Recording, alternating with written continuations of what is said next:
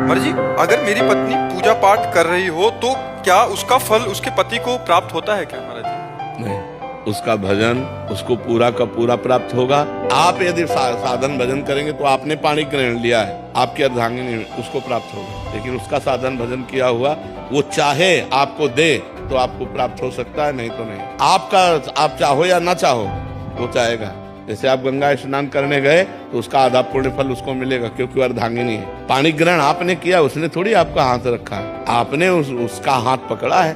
तो पाणी ग्रहण किया है तो पति का किया हुआ धर्म पत्नी को मिलता है। लेकिन पत्नी जो स्वयं धर्म करती है वो चाहे तो पति को दे, नहीं तो स्वयं में वो परमात्मा प्राप्ति के लिए समर्थ हो सकती है। तो करना चाहिए आपको। पत्नी पूजा करती तो आप भी पूजा करो। भक्ति महाराज जी बहुत करते हैं, लेकिन भजन आपका भजन सुनते हैं, रात में नींद नहीं लगती है, 2-2 ढाई बज जाता है महाराज जी। भक्ति बहुत करते हैं यार, आज तक हम नहीं कह पाए। भक्ति बहुत करते हैं, हमको भी संकोच लगता है कि अभी करते हैं महाराज जी, जितना हो पाता है उतना करते हैं, ड्यूटी के जितना समय निकाल पाते हैं। ये शब्द ठीक है, जितना हो पाता है उतना कर। बहुत कर ले में तो हम लोगों भी की हिम्मत नहीं इतना कह दें कि बहुत भक्ति करते हैं। आधा पत्नी ले जाती है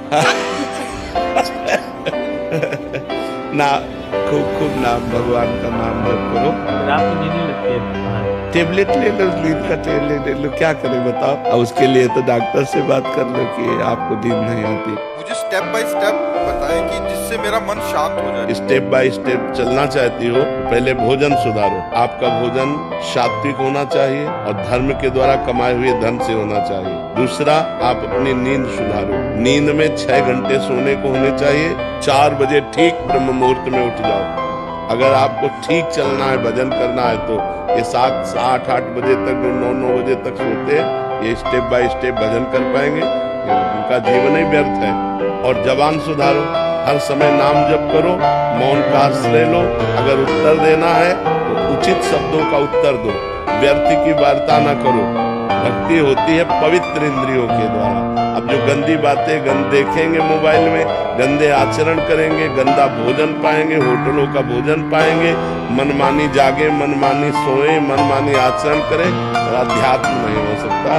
इसलिए पहले सुनना ठीक करो, देखना ठीक करो, बोलना ठीक करो, सोना ठीक करो, भोजन ठीक करो, और फिर 9 प्रकार की भगवान की भक्ति को अपने हृदय में धारण करो।